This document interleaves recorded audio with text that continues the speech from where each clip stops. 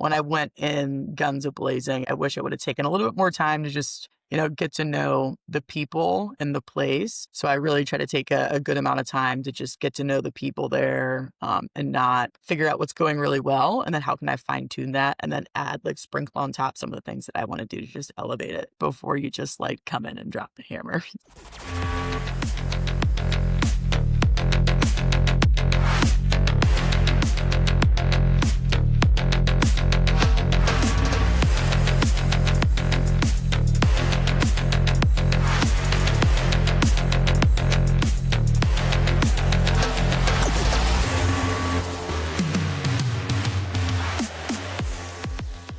We're so very fortunate to have three phenomenal partners of the podcast. Play, Rock Daisy, and Output are all companies that I've worked with for many years and fully endorse. Make sure that you support them when you can, or let them know when you see them how much you appreciate them being part of this podcast. Hey guys, welcome back to the CEO Strength Coach podcast. I'm your host, Ron McKeefery, and super excited to have Stephanie Grubbs with us. I've known Stephanie a long time. She's been at, going all the way back to the Clemson days.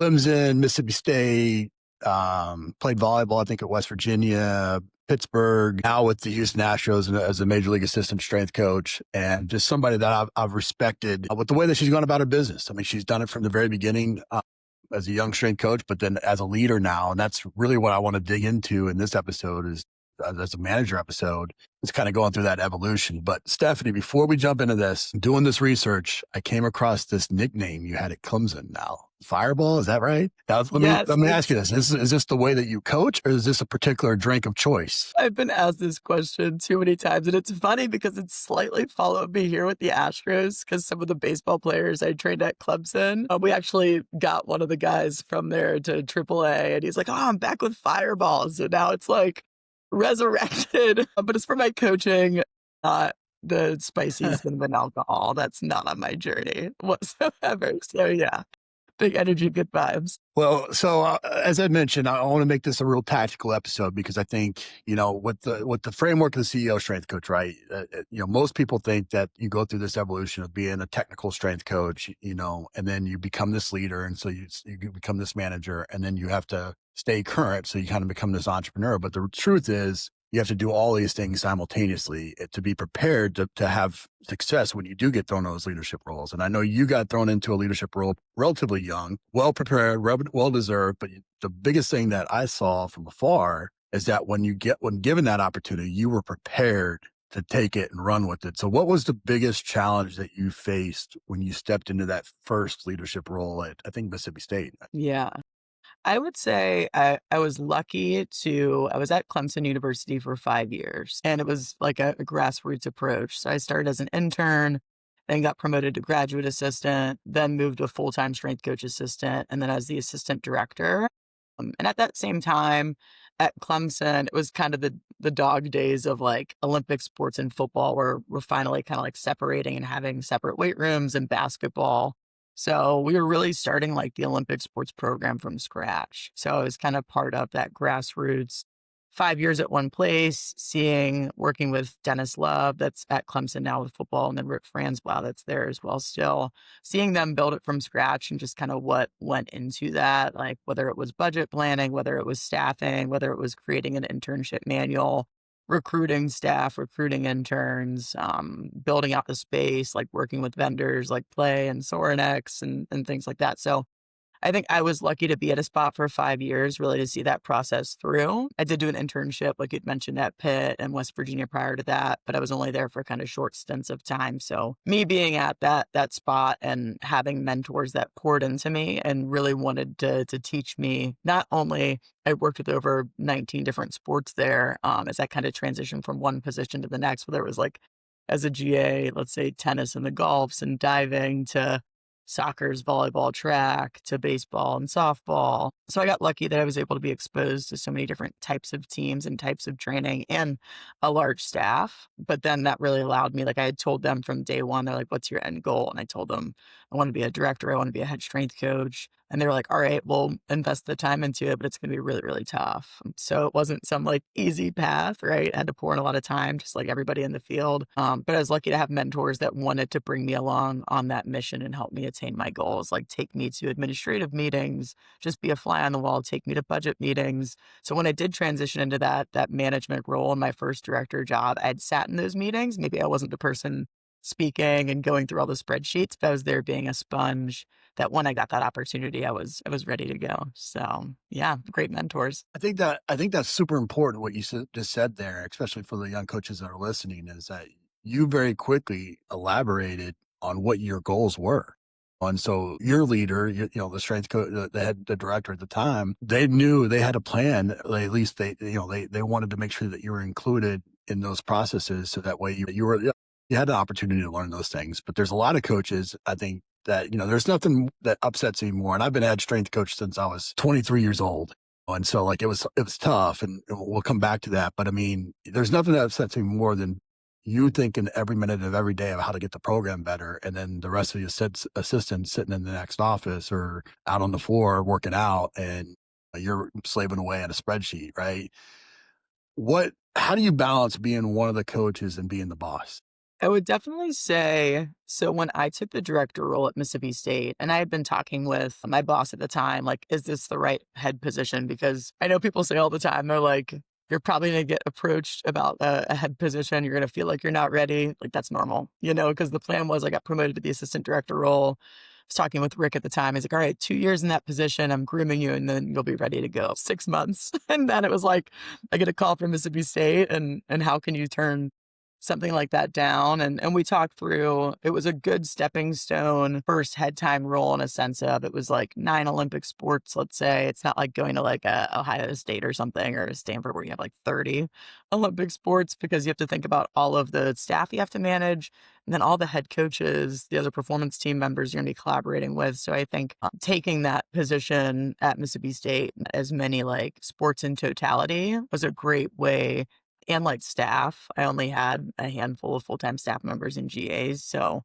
it was a really good situation for me to go into for my head spot of like knowing that hopefully projectability, like this can take me into if I do want to be at a bigger school like a Michigan or Ohio State where you have even more sports, like if you're over 20 sports, then I'll be even more better prepared to make that transition. So I think it goes back to I think about when I was picking and looking into internships and opportunities. And whenever I got into the field, like I was a college athlete, like you said, at West Virginia, but I only knew like my college strength coaches. So I was leaning into them. I did my first internship at West Virginia with the football strength staff and Olympic sports. And all I knew was like my training from being a college athlete, which was nothing. I knew nothing. Me trying to make my way. I was just literally sending emails, calling people.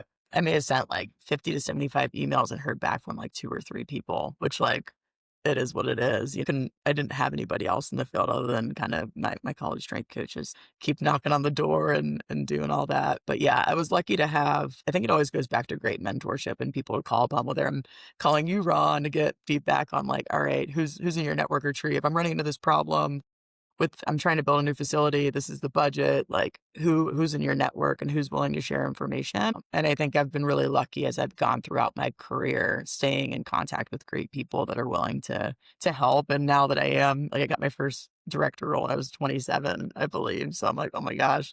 But I was never chasing like getting a head job by a certain age. 'Cause I think when I was super young, I was like, oh, I have to be a head person by like this age. And again, I had great mentors to be like, Steph, it's not about the age. It's about the preparation. Will you be ready? Can you train any sport? So you have to talk to any recruit on the floor, whether it's baseball, a track and field thrower, to maybe a football athlete or a basketball athlete. And that's kind of where I projected into Pitt, where I was over all the sports and all 3 weight rooms and that much more staff and more of an administrative role of I had multiple sports when I was at Mississippi State, but then when I moved to be the assistant AD at Pitt, I was very, very much more like front facing with our athletic director at the time that we both know, Ron, Heather Legg, Chris Hoppy, and some of those AD type roles. And also like academic like people as well, doing presentations at the Neuromuscular Research Lab and collaborating on things with them. So that's when I really started to get moved off the floor. I had one team. It was a smaller team, but all the roles and responsibilities were different challenges in different ways and just made me a better practitioner to Right. where I'm at now, which I'm doing like everything too.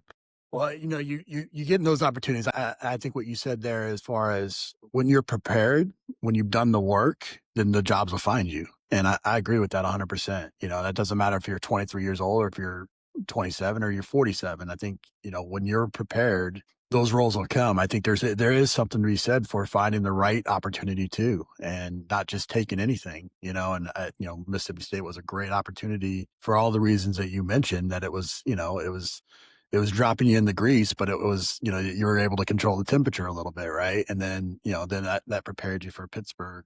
But no matter what, like when you get in those situations, you make mistakes, right? What were some of the mistakes that you made that maybe are leadership lessons for future head strength coaches? Yeah, I think when I went into Mississippi State, when I went on my interview, I created this playbook, right? And it had whether it's staff policy, internship curriculum, exercise library, how I'm going to progress speed development, EOD type work, sports science, what's my philosophy on that, and how am I going to roll. So I had this big playbook, and I'm like, yes, I'm so excited. I took it on my interview.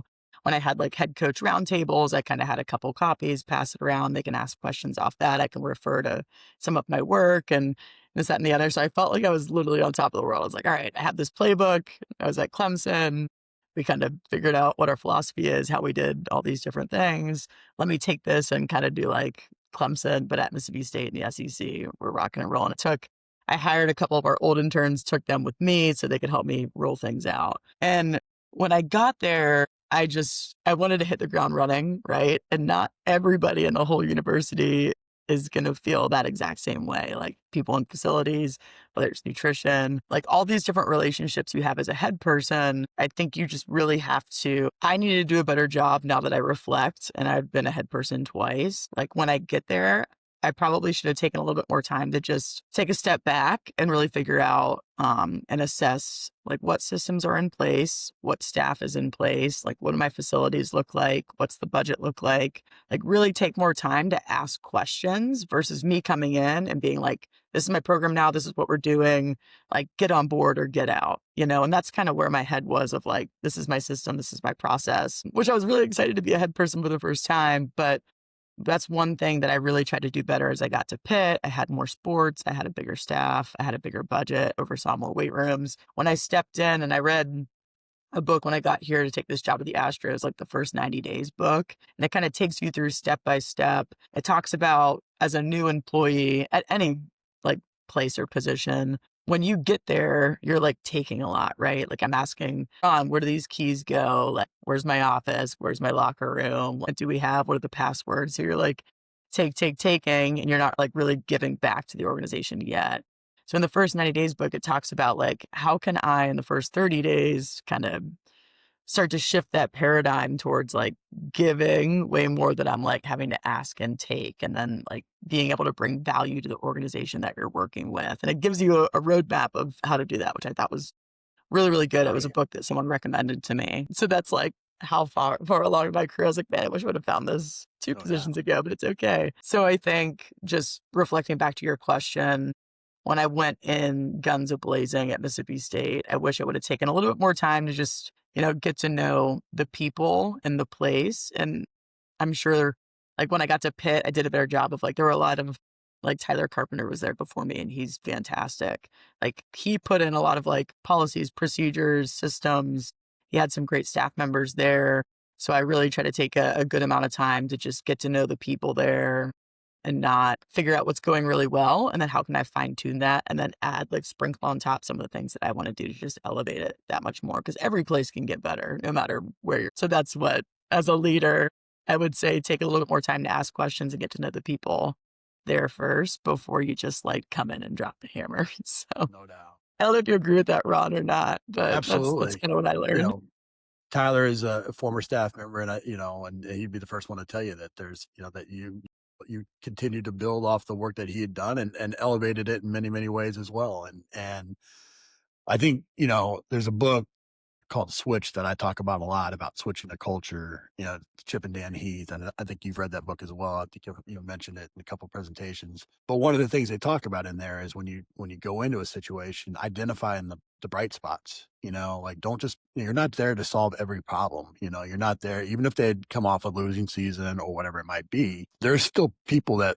have a lot of pride in the place and have a lot of pride in the people. And if you go in there guns a-blazing like that, like you can break down some of those relationships pretty quick. It's one of the number one questions I ask in my why meeting with the players when I first sit down with them, when I take over a new situation is, what did you like about the strength staff and what they did in here? And what did you not like? And that kind of gives you that gives you some quick wins that you can hit on right away. Some things that they don't like, some of those maybe I don't care if they wear hats. Maybe I don't care if they wear jewelry or play Yeah. music or who cares, right? But maybe there's, things that they also did really, really well that you're like, man, that was smart, and you adopt that. So I think that's great. One of the things that you and I both face as young coaches taking leadership positions is like, it's almost like that, like you want to be, you don't want to be taken for your age, like you want to build credibility really fast. I know I really struggled with that because I was like a year or two older than maybe my players, even at that point. What did you do,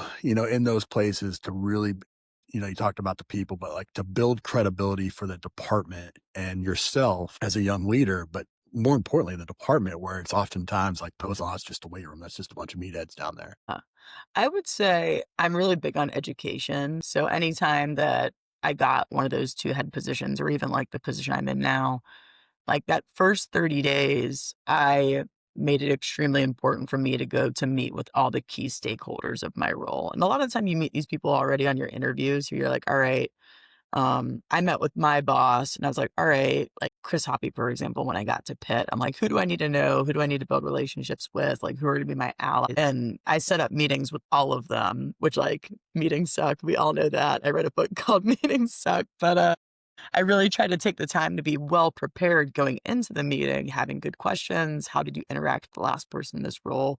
Similar to what you're saying, what went well, what didn't go well. So I took time and I tried to keep it to like 30 minutes, per meeting. I don't want to take up too much of everybody's time, but figure out who the key stakeholders are for your position. And I know at Pitt in particular, we were a big academic institution. So partnering with like people on campus, like the Neuromuscular Research Lab, the Innovation Entrepreneurship Institute was important to our athletic director, and then also just getting additional resources for the athletics department because maybe we didn't have the budget that a Clemson had or like a Florida or Michigan, but how can we be savvy and partner with some of these academic parties and also put out research, at that point in time. So I think we were trying to fulfill a few different objectives, but I wouldn't have known that unless I had met with all these different people. So figure out who your key stakeholders are, go meet with them, set a plan, set some goals going into each semester, and then really meet with the staff and talk through that. But I think when you take a new position, like that first 30 days is going to be crucial.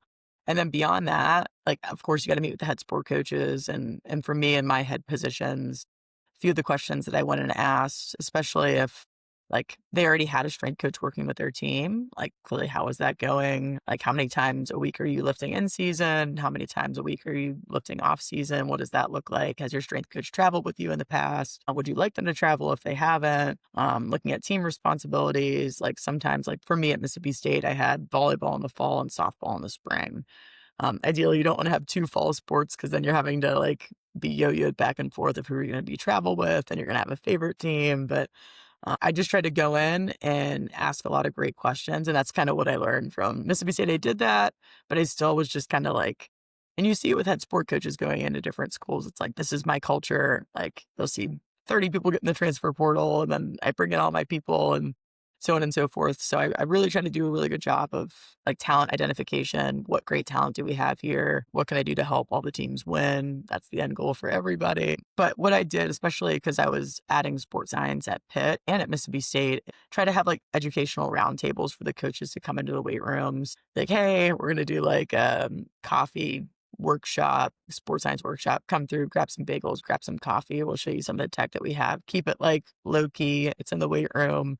Go through a PowerPoint, have people stick around, ask questions. They want to try the tech. Sweet. But really, I tried to make the weight room inviting space and me being fireball and extroverted already. I always wanted people to feel like it was a place that they could come to, have great relationships, with the staff, come in, like, talk about literally anything. And I did another, like, fun way that I tried to include, and this is something we did at Clemson, Mississippi State to Pitt is, like, at noon and sometimes, like, people will do, like, noon hoops, right, with all the coaches, but we would have, like, an open hour for staff to come in, like, people from the ticket office, administration, equipment, like, they could come in and work out, and our GAs or paid interns would do, like, a workout for them, and it was an easy way to just build relationships. Like, I remember at Mississippi State, like, we had some key administrators coming in to work out, and they would see some of the other athletes training with, like, the gym wear, and they're like, "Oh, man, I remember paying that bill. That's actually really cool." Yeah. So I think just, yeah, finding small wins through effective communication, asking good questions, being prepared, and, yeah, make your space an inviting space, you know? Yeah, I think that's fantastic. That's a great takeaway, and that's a great learning experience for those GAs and interns too, to get up in front of a group that's maybe not as threatening as their athletes, right? I think a couple things that you said there that I really want to highlight is one key way that you can do this right away when you take over a program is to bring value, and education is probably the easiest way to do that.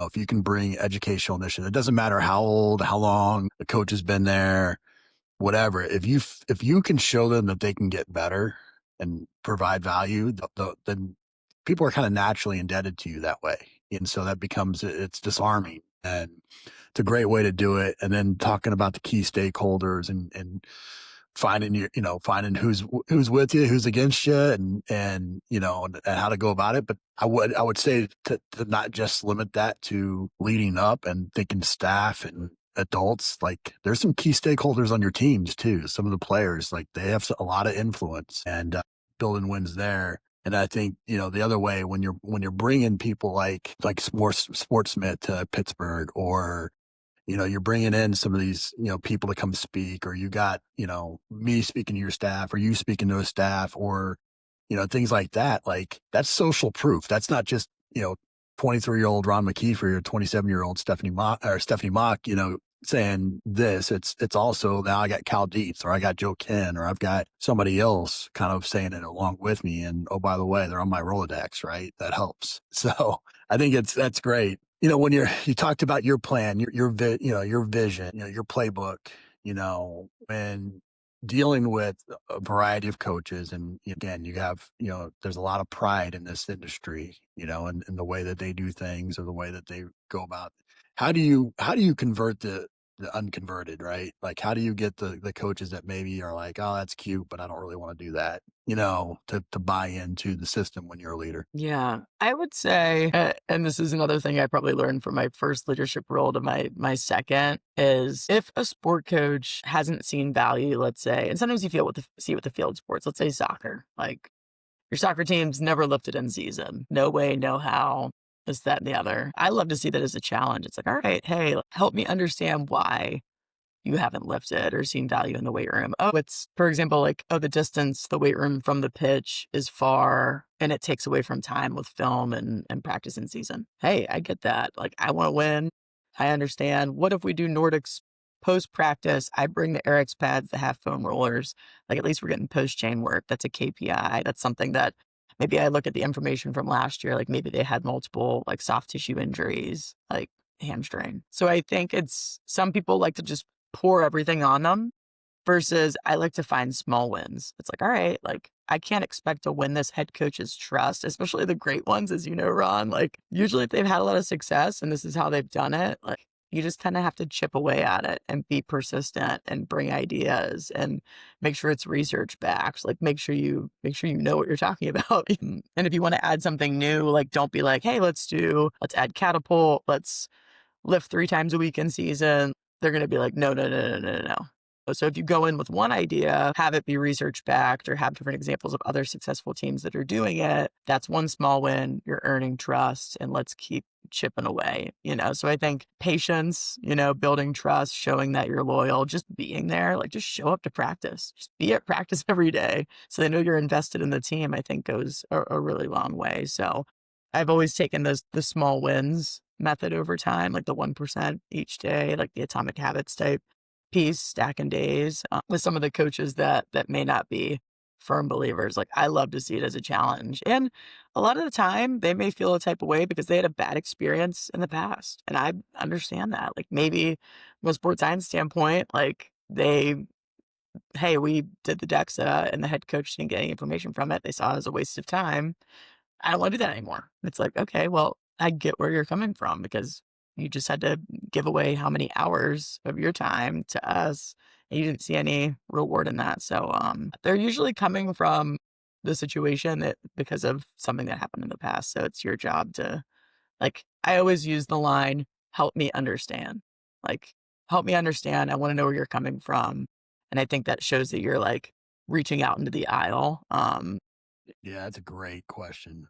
Those open-ended questions like that, you just got to sit back and let them talk. And a lot of times they'll tell you exactly what those issues were, and I know I make it a practice really, for me, like how can we agree on the meat and potatoes? Like what do we need to get done? Right. And then like whatever sugar you want, like you want them to freaking jump up, down, up, jump up 15 times, do a handstand and what, I don't care. Like we'll work that in, but let's make sure we're getting at least the meat and potatoes into the program. And I think sometimes, that's what strength coaches do is they go in there with a pretty spreadsheet and they're like, okay, this is what we're doing. And then when there's pushback, you see the steam coming out of their ears, right? And yeah. the key is just be like, okay, what do you like? What do you not like? Okay, that's a multiple joint lower body movement. We can change that. I don't care. Like it doesn't have to be a squat. We can do something different. Yeah, And yeah, you find ways to find that common ground. I agree with that. yeah. I would say too, Ron, like, with that, having menu items, like, it's like, "Hey, this is best case scenario for me, this is second best, and this is third best."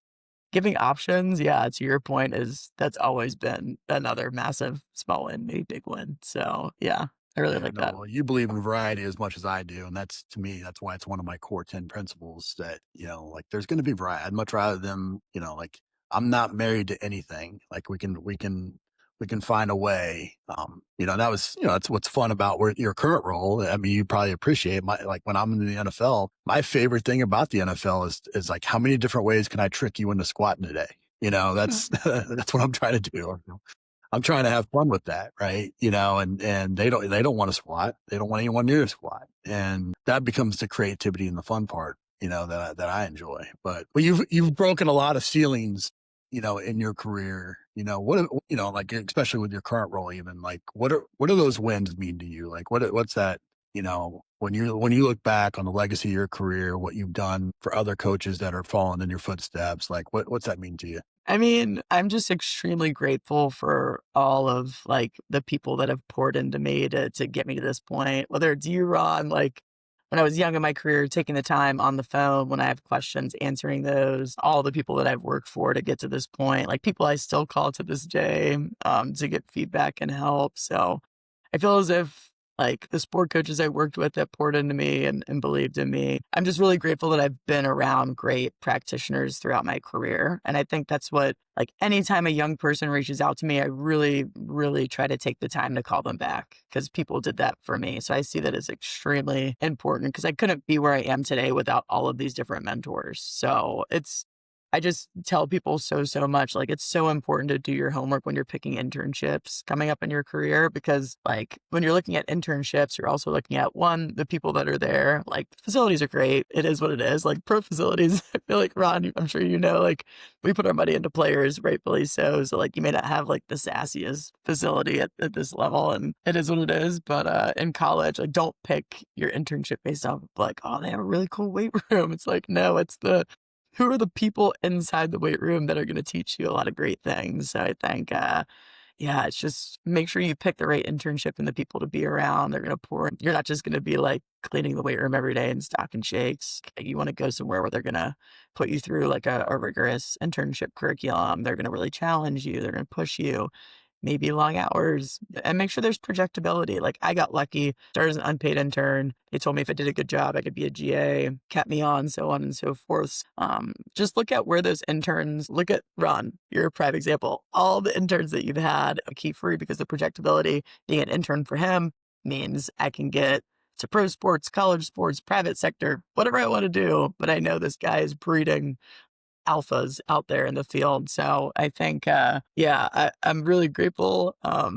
for all the people that have poured into me. And now it's, as I'm getting a little bit older, time to return back the favor. I mean, now I've just taken on a completely new challenge of professional sports and working in Major League Baseball. Man, like the athletes that I have are awesome in the clubhouse that I'm in. And yeah, I'm really grateful. This is kind of where I'm at in my career, but definitely not done yet. I'm taking on new challenges, and yeah, professional sports, as you know, Ron, is a whole different ballgame for sure. Well, I mean, it's a testament to what you've done. I think I think that's the takeaway message for a lot of young coaches is the fact when you marry passion and enthusiasm with hard work, then good things happen. And people want to pick up the phone and people want to give opportunities. And then it's up to you, just like it is for, on a football field, on a baseball field, that when you get your opportunities, you got to make the most of it. And you've done that, I've done that, and countless other people have. But the key is, like you said, when you're in those positions to give back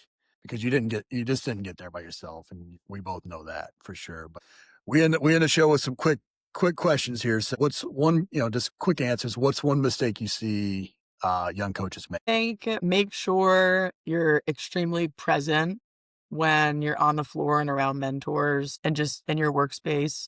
Build relationships with sport coaches. I think everyone's so like bogged down in their phone now, like, and trying to put out the coolest videos on Instagram or TikTok. And I just think the power of being present is so important right now. So maybe you're an intern at whatever university right now, and you're every day like taking videos and posting them.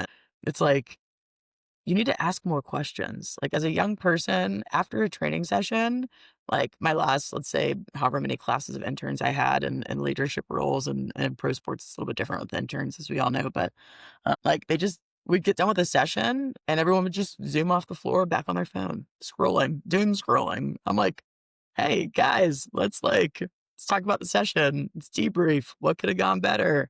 Ask me some questions. Why did we do these movements? So I think like young people need to stay more curious. And I stay curious every day and I'm reflecting every day of what I can do better. But that's something that I'm challenging myself as I get further along in my career, just staying curious. And that's just part of I took on a new job. And like I did a seasonal internship with the Steelers in the NFL, which was awesome. And I learned a lot just about pro sports. But now being in Major League Baseball, like we play 162 games in like 180 something days. Like holy cow, that's more than any other sport in the world. So I'm taking on new challenges and asking questions. But yeah, young people got to stay more curious and ask more questions and be present.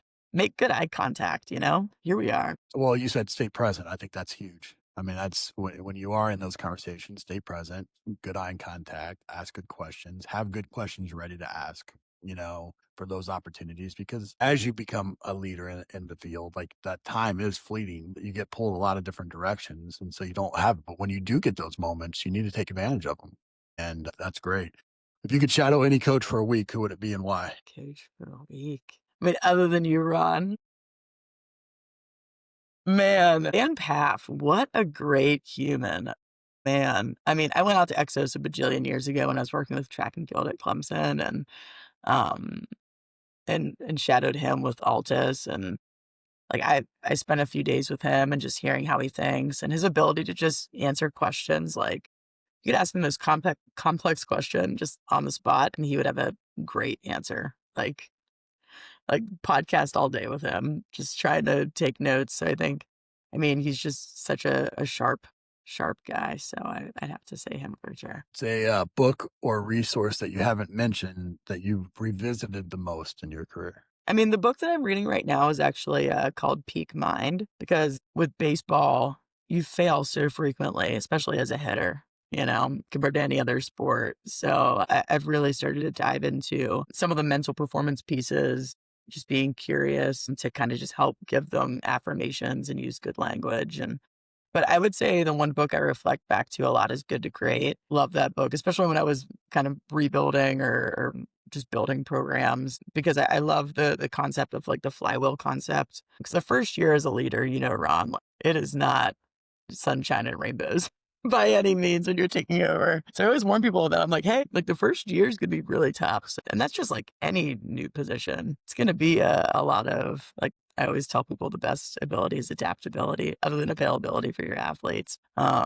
Just good to great, the flywheel concept, like, it takes so much to get that flywheel going, but once you get it actually, like, perpetuating and moving, like, get the right people in the building, get good resources, get your athletes on board, coaches on board. So, yeah, Good to Great's also an awesome one. And then Protocols coming out by Huberman that I already pre-ordered. I'm very excited. It's my next book of the month, but, I'm excited to dive into that 'cause it's kinda all-encompassing performance. We'll leave it with just you letting everybody know maybe how they can stay in touch with you or follow your work. But, I want to say first, just, how impressed I am with your career, what you've done, just the way you go about it. It's why we've stayed connected all these years and just appreciate what you do and how you do it. And excited for this opportunity with Houston and appreciate you coming on the podcast. Man, Ron, couldn't be where I'm at today, without you, so I'm grateful for you, and, yeah, thanks so much for having me on. This is the best podcast, so tune in, everybody.